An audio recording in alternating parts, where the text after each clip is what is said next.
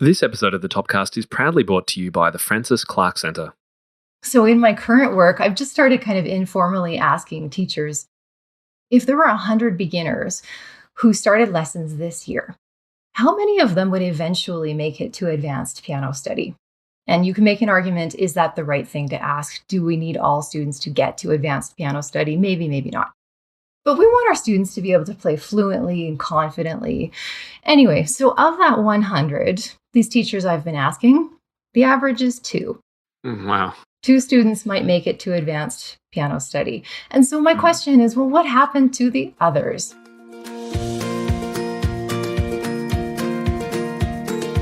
Well, hello again, teachers, and welcome back to the Topcast, your official music teaching podcast. You're listening to episode number 215, which I know you're going to absolutely enjoy. And I did want to give a special welcome to my Top Music Pro teachers. Hope everyone's doing well. November has begun. Where has this year gone? You would have thought that with all the lockdowns and pandemics and all the things that have gone on this year, the year would have gone really slowly, but it hasn't, has it? It's kind of gone really fast, and we're almost at the end of it, which I think we're all secretly kind of happy with. So today's episode, I've got a wonderful guest who's a researcher, and she spent years and years researching student motivation and attrition, and that's what we're going to be talking about today. I'll introduce her in just a moment, but I did want to remind everyone too about our jazz course. We've released a new course about teaching jazz, and particularly teaching jazz if you've never done it before, and teaching jazz to students who've just been asked to go and join the school jazz band. It happens to lots of us at some stage.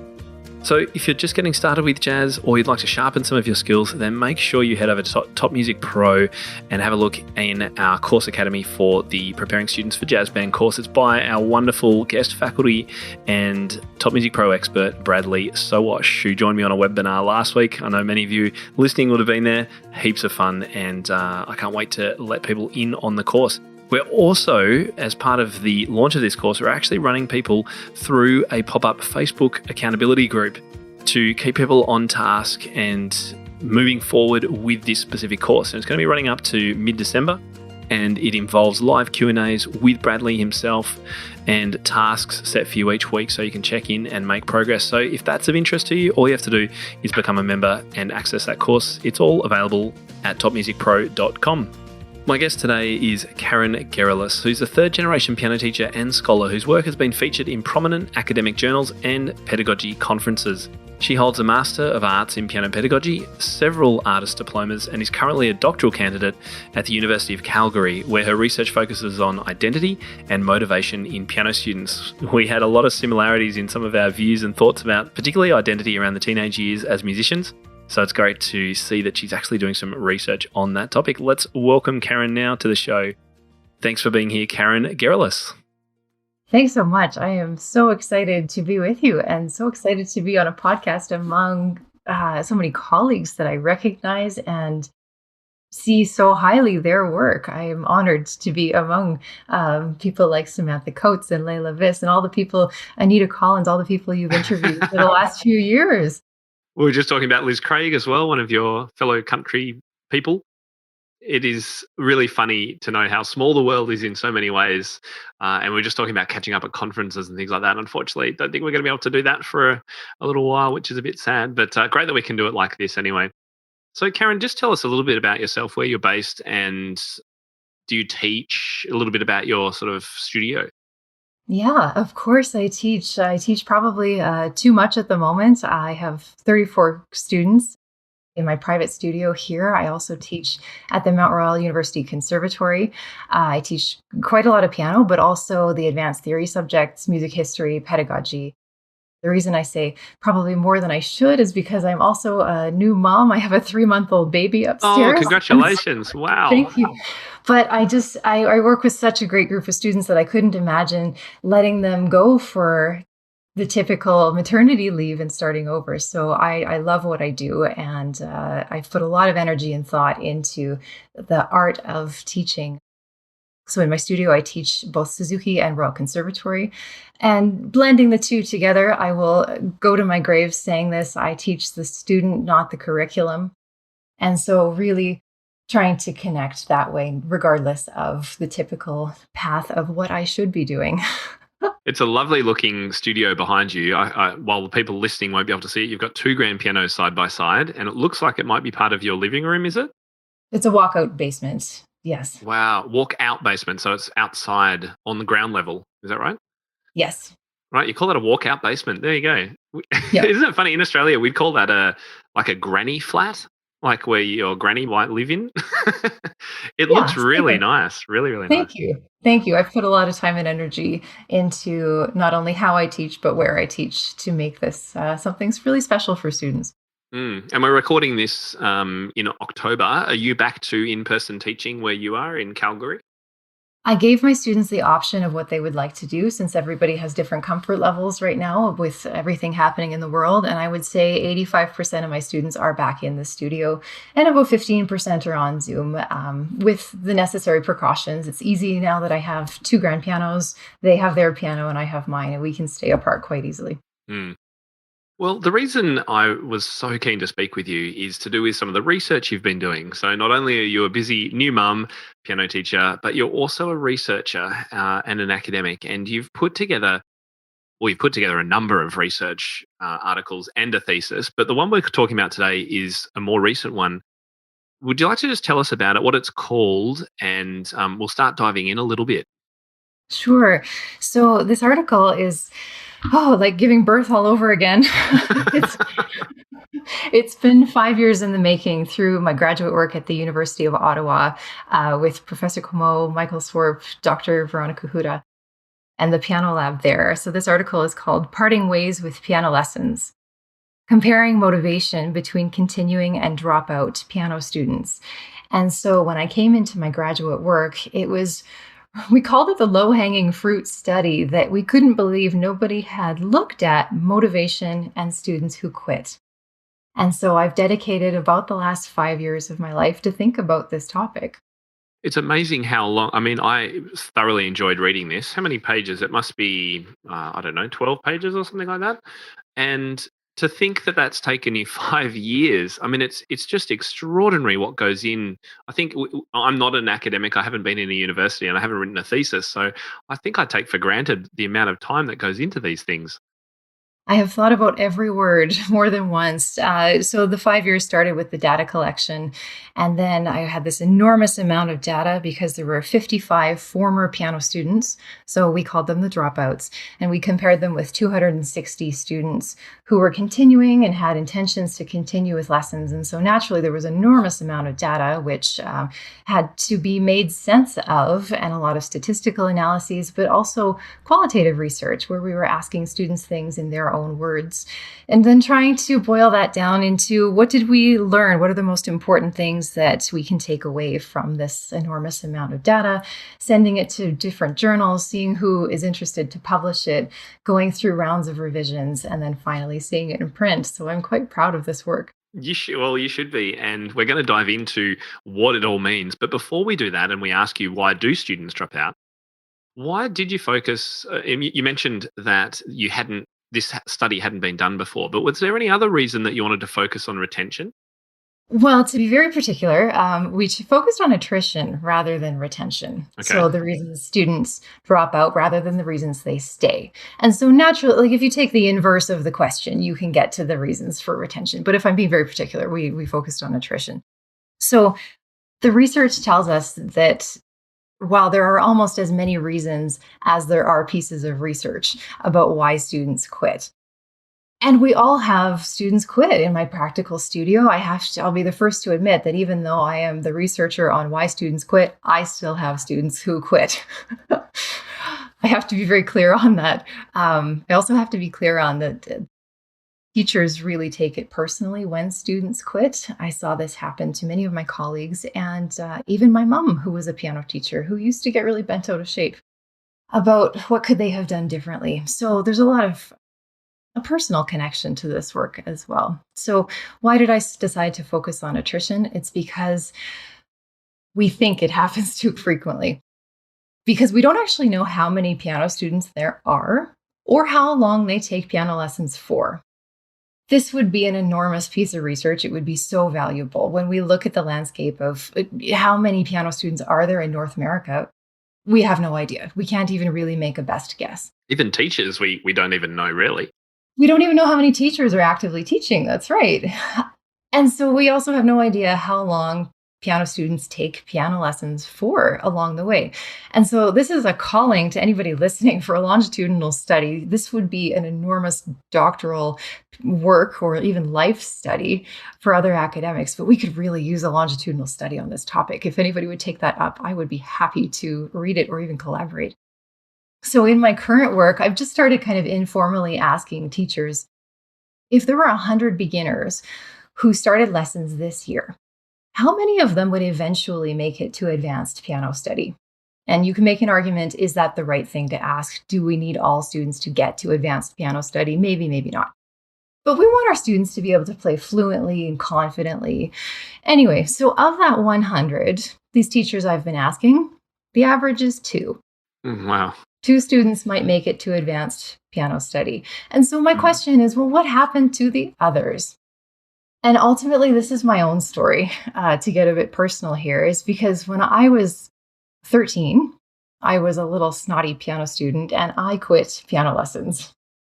And this was the one week my dad drove me to lessons. And I said, Dad, I'm quitting piano lessons. And he said, okay. And my mom was so mad when we came home from the lesson 55 minutes early, wondering what had happened. So I never left music entirely. I was always in choirs and bands and things like that. And I eventually smartened up. But I quit piano, and here I am as a piano teacher and a researcher and somebody who's very passionate about the topic. So what went wrong? And these are all the questions that are rattling around in my mind since then. It was really interesting to read in your report that you went through some of the other research that was out there, which predicted some key factors for students quitting. And I just wondered, maybe you could just speak very quickly to some of these, because there's quite a few. But I was interested in one of them was demanding, distant or disinterested parents. Now I can, because that's two sides of the equation. There's ones that are demanding and want you to practice. The other ones are the ones that don't care. And they both have a negative effect or can do. Yes, that's right. So this is other research. I think it's Teresa Cardos-Camilli had done some work in this area. It was the quality of parental involvement, not the amount, but the quality of parents in her studies that she was looking at. And you're right, those are two completely opposite things. My good friend, Dr. Merlin Thompson, would say that of his parents, he asks them to be interested and involved, and that's it. Mm-hmm. Can you be interested and involved? And that is, in his opinion, what leads to successful piano students and happy piano parents. But parents are one of the things that come up quite often in studies about students who quit music lessons. Yeah, and there was also something in your report too about the impact of parents being in the music lesson. Yes. Now, that really surprised me. Can you just tell us about that? Just a quick tangent. Yeah, so there was actually a negative correlation, which means that more parents were involved with music lessons, the less autonomously motivated that students felt. So the less they felt like they had control over their own lessons, the less they felt like they were happy about how things were going and guiding themselves. So the higher levels of parental involvement resulted in a lower level of motivation. And that really surprised us because it flies in the face of all of the research that we had been reading. The literature was showing that parental involvement usually creates higher quality learning. It develops great student practice habits. More parental involvement usually results in students having a better self-concept of who they are in music. It results in students who are more interested in piano performance and other musical activities in their lives. And so that's usually what we were expecting to find. We had to extrapolate some things here to try and think about, well, why did we find the exact opposite? And we came to not a conclusion, but a suggestion that it could be that these parents were overstepping their boundaries and being too demanding. This wasn't in the work that we're talking about, but it was in the study in general, that there were an unusual number of stay-at-home moms in the study. And we wondered if having your mom there all the time, who always knows the right answer, could that be interpreted as stepping on your toes? I can see that. Yes. I was that person with the stay-at-home mom who had the piano teacher mom. Sorry, mom, but when I was a snotty little 13-year-old, did I interpret that as squashing my sense of autonomy? And I was wrestling with that. And is that one of the reasons I dropped out? So, anyway, long story short, the quality of parental involvement is really important and it has to be sensitively offered. Mm. We'll talk about some of these other ones a bit later on, but there were some more obvious reasons in the research that you cited. For example, disliking the repertoire, and that came up a few times. We'll talk about that, I'm sure, in a bit more detail. And just having a poor relationship with the teacher. We know how important relationships are between the student and the teacher, and also the parent to that matter. So perhaps we'll talk about those a little bit later on, because I think they come up in your own work as well as the research that you did on other studies. So let's talk about motivation, because this was one of the ways that you measured this whole element of attrition. And we all know about extrinsic and intrinsic motivation and know that intrinsic is best. Correct me if I'm wrong anywhere here, because you're the expert.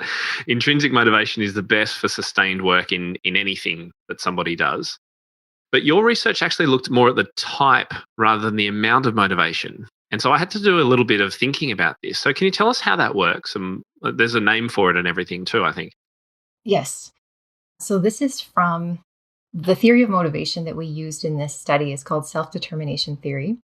Samantha Coates also talked about this in her interview with you. And guys, if you haven't listened to that podcast, go over there right as soon as you're done here and listen to Samantha Coates talk about motivation, because she is as excited about self-determination theory as I am. We'll put a link in the show notes to that. It was a 3-part series, actually. She's just fantastic. Yeah. Yeah. So self-determination theory looked at motivation and thought, no, this extrinsic, intrinsic thing is really too simple to describe this whole variety of human motivation. And so they came up with a chart, and I'll sort of talk my way through it if I can. It's a little bit complicated, but perhaps we can post a photo of it somewhere later. Yeah, we can do that in the show notes too. And you also send a great little video too, which we can share too. Yeah, also a really, really brief, snappy way about summing up some key points about self-determination theory. But it's argued that this spectrum of motivation is one of the most significant things that the theory has offered to psychology literature. So this is Edward Deci and Richard Ryan. They're psychologists from the University of Rochester. And their spectrum of motivation starts at the extreme left with amotivation. That's not a word I think that's been brought up yet. And amotivation is, I don't care about that at all. It's, I don't value that. I don't have control over that. I have no desire to act in any other way. So for example, that's like a student saying, I'm not practicing that because I don't care about it. Mm-hmm. So I'm sure we have students like that, unfortunately. And children sometimes too. Yeah. We're going to migrate across the scale a little bit to the left where we get into controlled motivation. That's their word for extrinsic motivation. And this is something like external rewards and punishments. So for example, practicing this 10 times will earn you $1. That's a very simple way of the stereotypical classic extrinsic motivation. As we go along, the motivation becomes more internalized, we would say. So there's introjected and identified motivation. And so this is working towards a level of personal importance. I consciously value this. Something like, for example, I know I should play my scales because they're good for me.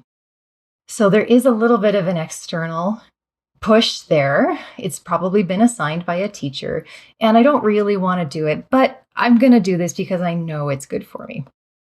As we move further along the scale here, we get even more internalized. And as you hit the extreme right side of the scale, that's where intrinsic motivation comes in. And this is just pure interest and enjoyment and satisfaction. It's what we hope for all of our students because it leads to long-term well-being. So for example, this was somebody who said, I would just play the piano all day if I could. I love this. Right. Now, of course, that is really, it makes a lot of sense what you're saying. And the continuum, while it's more complex, once I saw it on paper, it made more sense. So we'll definitely put a screenshot of that in the show notes for today's episode. What I was pleased about was that external rewards and extrinsic motivation. Yeah, I thought it was reassuring to read, and I'll quote you say, teachers must seek to foster in their students the three psychological needs of competence, relatedness, and autonomy. And even if initially prompted by external motivation strategies, students' intrinsic motivation will improve over time. And I think this is reassuring, particularly as a parent, because we do bribe and make deals with our kids to practice. And I remember Samantha talking about this as well, because I don't know, 5, 10 years ago, I was quite against external motivation, external rewards, and I thought it was just all bad. But I've now really changed my opinion. And I think, at least myself, I'm interested in your opinion. Motivating kids externally at the start is okay. Hopefully, the intrinsic will take over. That's my hope as well. And I really try and stay away from this is good and this is bad, because even in that motivation spectrum I was just talking about, intrinsic motivation is good and extrinsic motivation is bad. Well, I could use the words like one is more valuable than the other, but in the end, both create action. Mm. They both create a call to action. They make something happen. And in the end, it's happening. So, is one more valuable than the other? Yes, probably. But like most adults wouldn't go to work without the extrinsic motivation of a paycheck. That's true. So nothing would get done in the world. That is true. So these candies and stickers, is that bad? Well, some people would say so. There's long-standing motivation, also motivation literature, also by DC and Ryan. It's from 1985, that cites extrinsic motivators as undermining to intrinsic motivation. There's a lot of literature that would say that. It is less valuable, according to the literature, sure. But we know that in practical experience, maybe we need to start somewhere. It's like lighting the flame. Like if you want a fire, you've got to spark a flame. And it's a little bit of a spark for me. Yeah, and even if you drop into this scale on more towards the left side, we'll say, in that extrinsic motivation, could you migrate across it?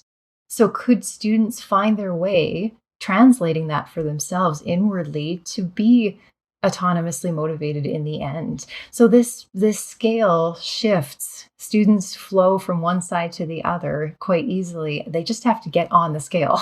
Right. Okay. Do you have a story? I wonder, have you got a story or an anecdote of a student that has moved along the scale in that way, either from your own studio or the research? Well, probably, but this is really my own story. As I was mentioning before, I turned my own corner. I quit piano for 2 years and luckily smartened up. But this is how I came to this topic partially. And it's said that all research is autobiographical. You will find the researcher in the research.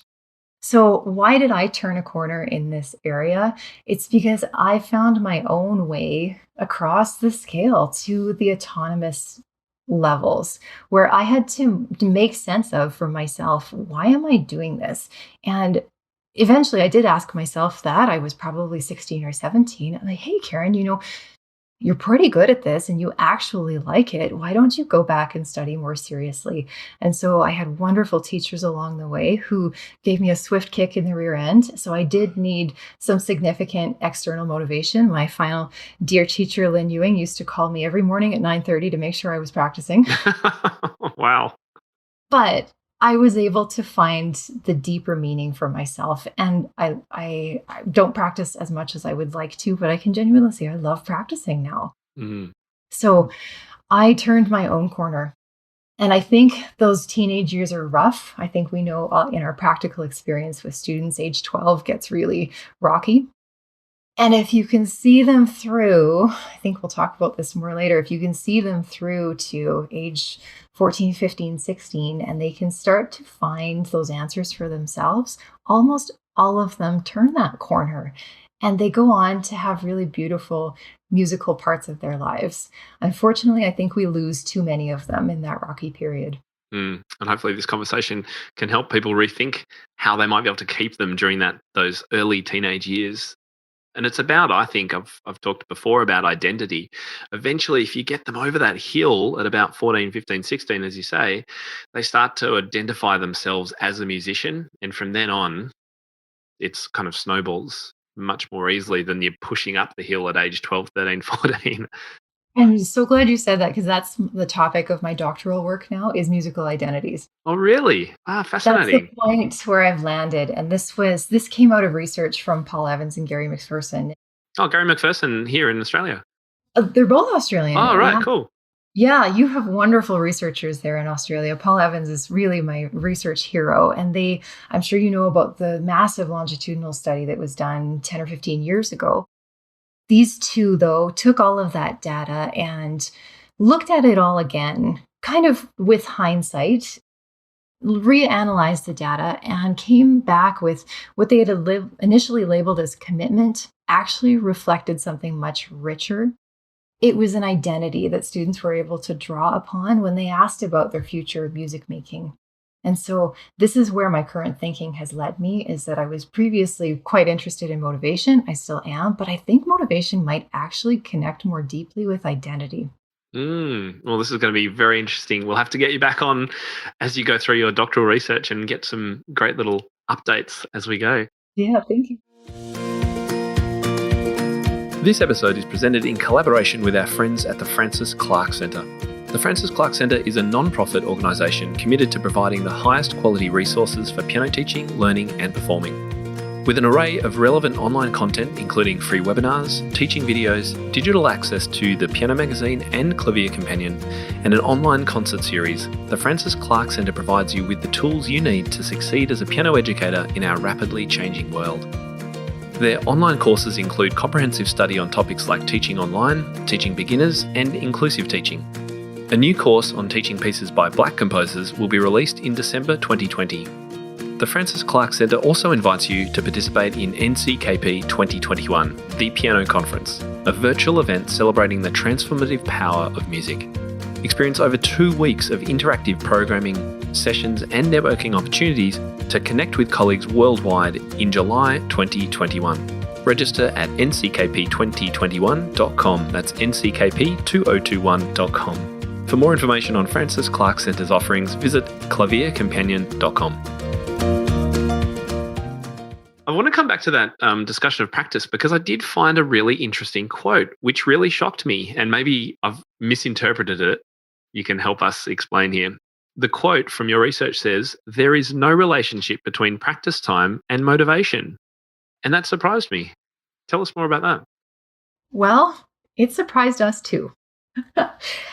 And we can't say that one piece of research has all the answers. We really have no way to explain that other than we compel somebody to take up that topic and look at it again. Right. So we don't honestly have a good reason, because you would think that the more you practice, the more motivation you're displaying. And we just couldn't get the numbers. We looked at it in all sorts of different ways, and we couldn't make sense of that one either. So please, somebody out there, take that up as a research topic and get back to me on that one. It aligns relatively well with me because I'm very much a teacher who, if a child, particularly in that 12, 13, 14 age group, is super busy at school or having a rough time at school and is a bit overwhelmed and has a million things to do, then I'm not going to force them to practice when it's just unreasonable. If they're just showing up, and the parents are on board with this, if they're just showing up, making some music with me once a week, maybe dabbling a little bit, I'm super okay with that. And I've saved another number of students from quitting my studio by having that relaxed attitude. So yeah, one, I kind of get it. I think that if practice is internally motivated or intrinsically motivated, then that would lead to more motivation. But if it's forced practice, then I can see why it perhaps doesn't lead to motivation. Mm-hmm. So have you got any thoughts for teachers about this whole practice thing and having a tough love stance or having a hard stance on it, or being kind of relaxed like I am? Well, I have to be a little bit careful here because we didn't set out to study practicing. It was, of course, part of the study, but there's a lot of literature on practicing. So I won't say that I'm the expert on this topic. It really depends on the age of the student and their goals and their home environment. And so practice recommendations are hard to make. But we did ask students about practicing over the course of this research. And Am I afraid of this tough love stance? Yes and no. Like any good academic, yes and no. So we ask students, how much do you practice? And in the early levels, they all practiced, the dropouts and continuing students practiced about the same amount. So the beginning students were about 20 to 25 minutes. And for beginner students, that's about all you can ask of them in a practice session. So totally reasonable. For levels 2 to 4, and I'm generally talking about Royal Conservatory levels here, they were practicing about 25 to 30 minutes, which is about right. That's very reasonable. But the significant difference we found was in the number of days that students were practicing. So the beginner students who continued had one more practice day per week. And the levels 2 to 4 students who continued practiced almost 2 more days per week. So given the number of weeks in a year, given the number of years that students play piano for, of course, that would compound to be a much bigger difference over time. So what we noticed when we extrapolated further and times or multiplied the number of minutes students were practicing by the number of days per week was that the students who quit practiced about half as much as the continuing students did. And so that's important because one of the main components of the self-determination theory I mentioned earlier is competency, where you need to feel competent. I need to feel like I have a mastery over this thing that I'm doing. I need to feel like I'm good at it.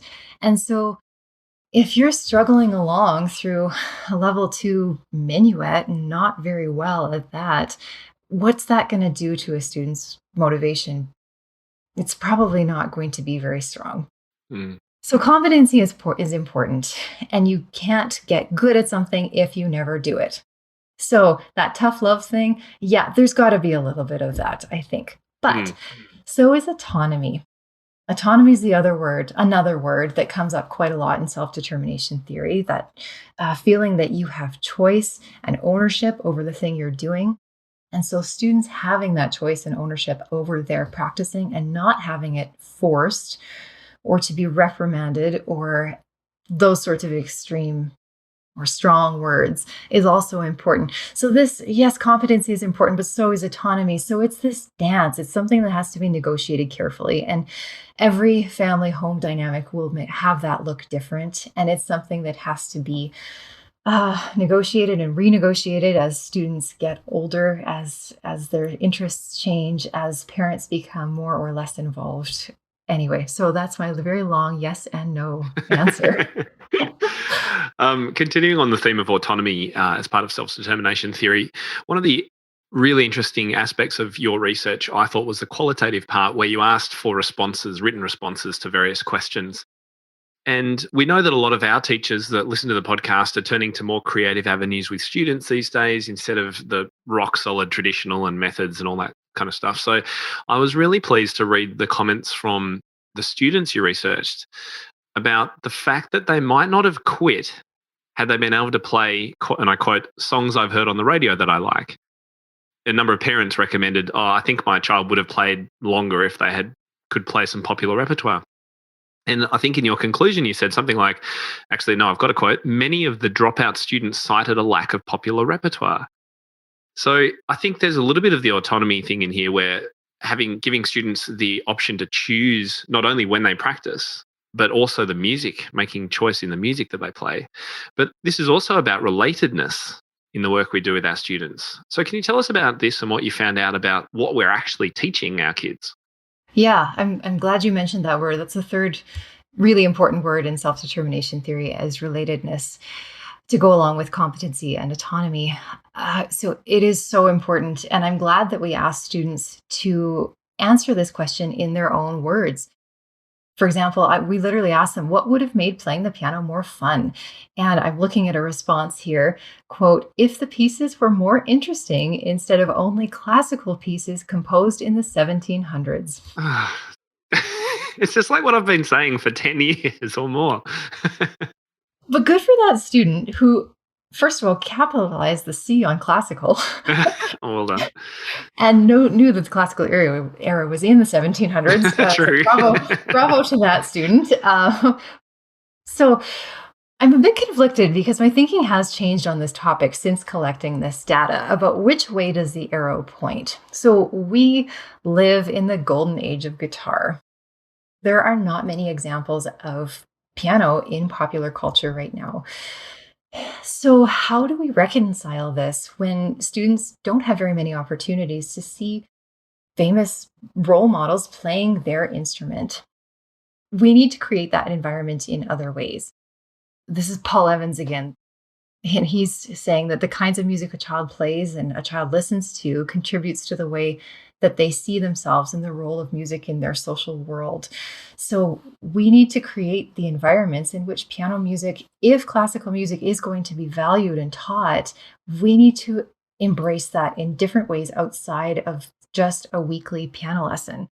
Because when a kid says, I love Bruno Mars and I hate playing Bach, they're really aligning themselves with a different world of music makers and music listeners. So, can we create that world if classical music is going to be still important in this century? I think we need to do a better job of creating those environments that, can students get excited about the Brahms D minor concerto?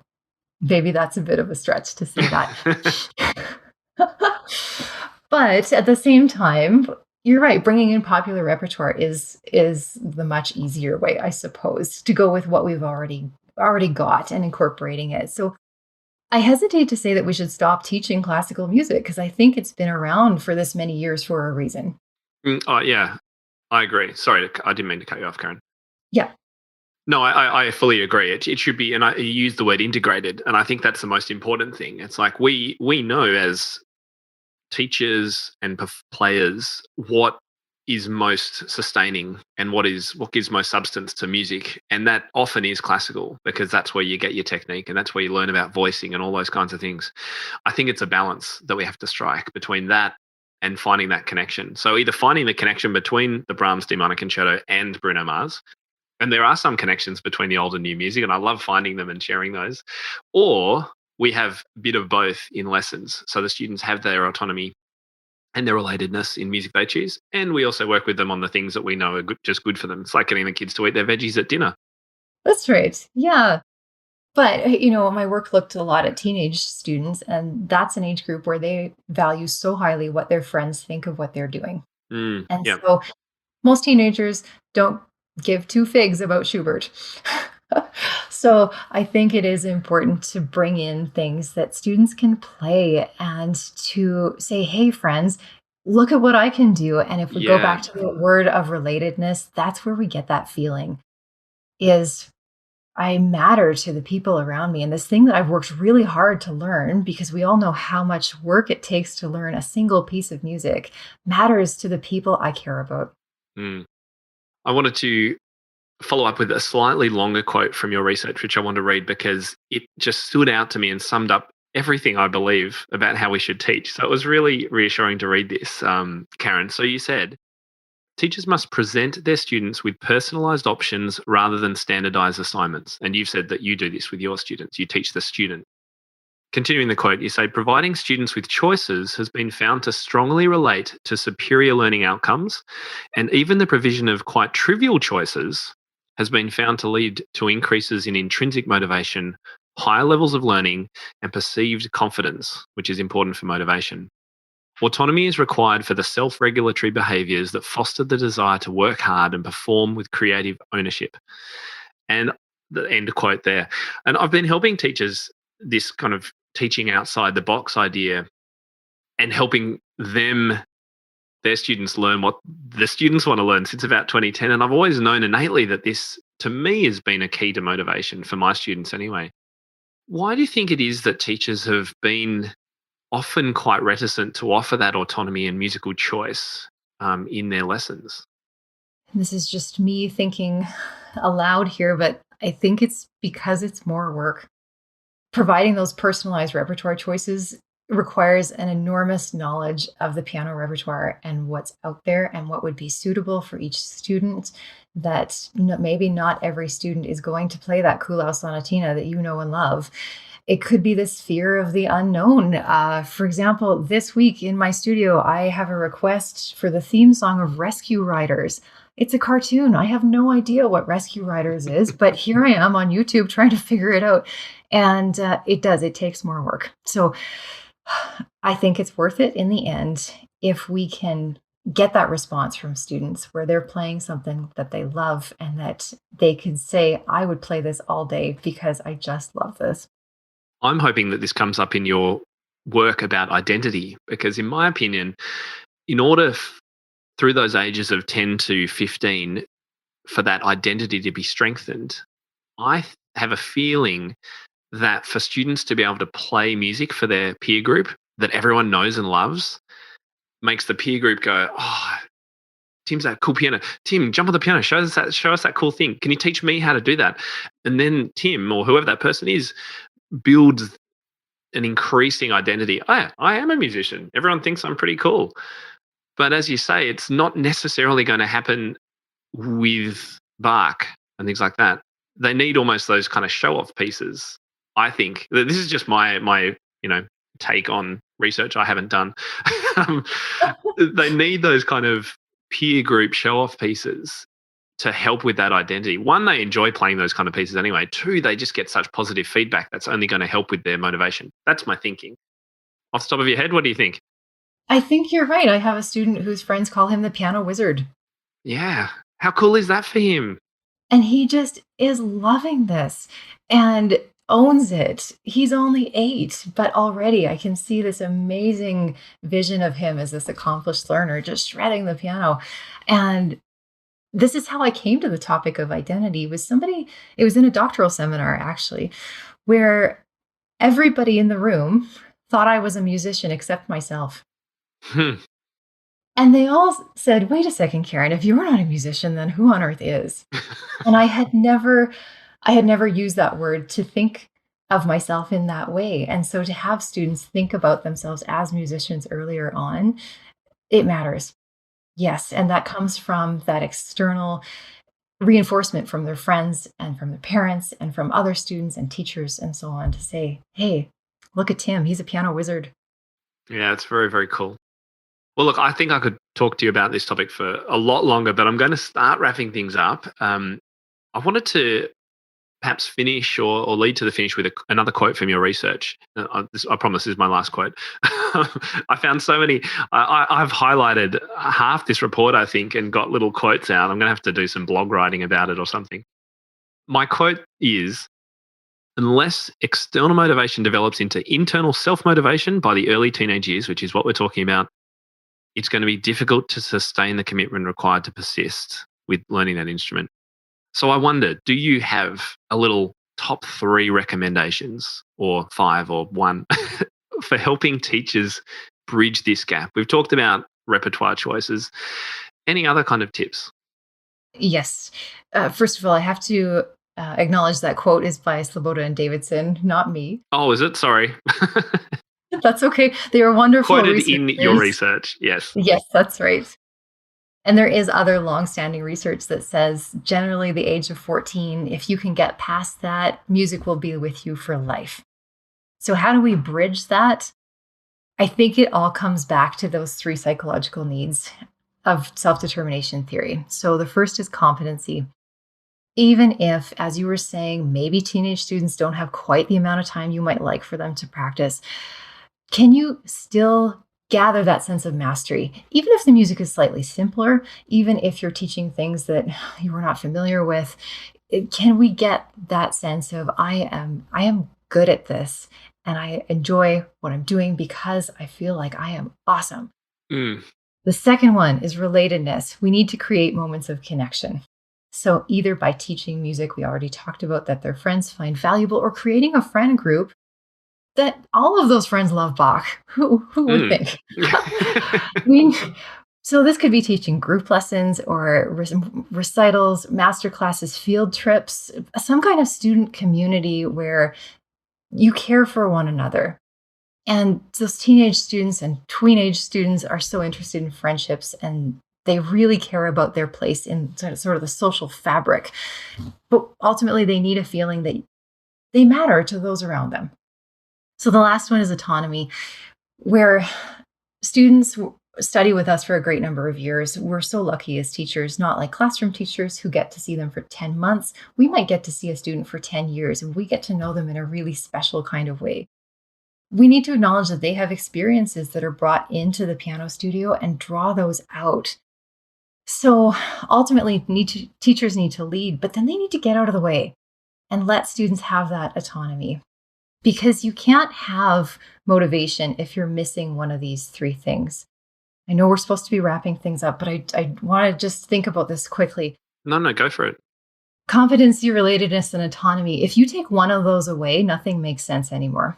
So for example, competency and relatedness. If you have those two, but you don't have autonomy, your student is thinking, well, I'm really quite good at this, and everybody I know cares about this quite deeply, but I didn't choose this for myself. That's not really going to work. So let's take away another one. If you have relatedness and autonomy, but no competency. So everybody I know cares about me doing this. This is really great. I've chosen it for myself, but I suck at it. That's not going to work either. And then the last, if you have autonomy and competency, but no relatedness. So I've chosen this for myself. I'm enjoying this. I feel like this matters to who I am. I'm really quite good at this, but nobody I know cares about what I'm doing. That's not going to work either. So you need all three all the time in order to have the most meaningful kind of motivation. That's a really great summary, actually. I'm really glad you brought that up. It brings it all kind of back to that, not only to that theory, but also to how those things need to interrelate. And I really do encourage people to head to our show notes for today's episode and have a look at the links that we've got, and also the video on self-determination theory. It's like 2 minutes. It's one of those cartoon hand-drawn things. It's really, really good. And I think those examples that you've just created, Karen, for us or shared with us really helps us understand that better. So this has been so good. I really appreciate it. Was there anything else that you feel we've missed and we need to cover?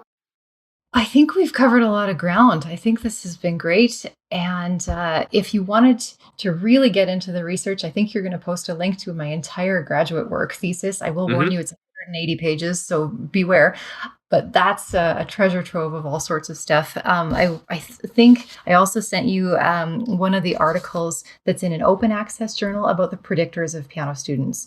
And so these are things that we wondered, if the right predictors could be set in place before students begin lessons, might they continue to study for longer? Oh, I've got to read that one now. Sounds great. And we've got a link to that in our show notes too. So look, there's heaps to go and explore. So do head into the show notes page. And Karen, where can people find out more about you and your studio? Well, I have a website. It's www.gerelusmusic, GERELUSMUSIC.com, or you could follow me on Instagram at gerelusmusic.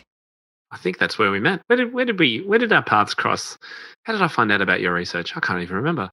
On Instagram. There you go. Instagram. I'm doing much more stuff on Instagram, so it's been really fun to connect with more people. There you go. Karen, it's been such a pleasure to meet you. I can't believe we haven't crossed paths in a bar at a conference, actually, now that I think about it. Next time, hopefully, when borders reopen, I can't wait to have a chat with you in person. Thanks so much for coming on the show today. You're welcome. Not that I spent all my time in the bar, but... It's okay. No one's listening. You can tell us. It is a good place to meet nice people. It is. Thanks so much. Thank you, too. Well, I hope you enjoyed learning a little bit more about the research that Karen has done. Pretty interesting, right? If you'd like to get links to some more of her research and to read more about what we were doing today, then just head to the show notes. It's at topmusic.co/episode 215. And Karen actually emailed me soon after we finished recording our interview because there was something that she wanted to just mention. So let me just quote what she said to me so that you can hear it from her directly. She said, "I was thinking back over our time together and it occurred to me that I forgot to mention the most basic point of the whole research. dropout students did display greater levels of amotivation and extrinsic motivation, while continuing students showed greater intrinsic motivation and less of the other two. I think we kind of covered that, but it's great to hear from Karen as an absolute summary that is what the research told us. I think it was fascinating, the other things that she pulled up and that we talked about as well. So hope you did too. And I hope that it is able to instruct your thinking in regards to your student retention and student attrition and all those kinds of things, because it's all part of running a great studio business. Next week on the podcast, we're continuing with our Canadians. This time, we've got percussionist Nathan Pettipaw joining us. Now, he has released a very cool series of sight reading books that are really quite different to anything that you will have experienced before. And if you enjoyed the episode where Christopher Oyle taught me how to compose and we did some live composing, then you're going to enjoy this episode, because Nathan actually takes me through some sight reading challenges, and it was pretty fun and pretty eye-opening. There were some challenges there that I really struggled with. His resources are now available on the marketplace. So if you want a little bit of a sneak peek, head over to topmusicmarketplace.com and search for either Nathan Pettipaw, Petitpas, or Dots and Beams. That's the name of his series. You can go and check them out, get a little bit of a heads up, and then come and join us next week. I'm Tim Topham, and you've been listening to the Topcast from topmusic.co. Looking forward to catching up with you next time. For more information about this episode and to find out how to enhance your own teaching, visit topmusic.co. You'll find everything you need for your studio, from lesson plans to cheat sheets, quick win teaching ideas, and guides on how to build your teaching business. Plus, you'll be connected to a global community of the world's top music teachers.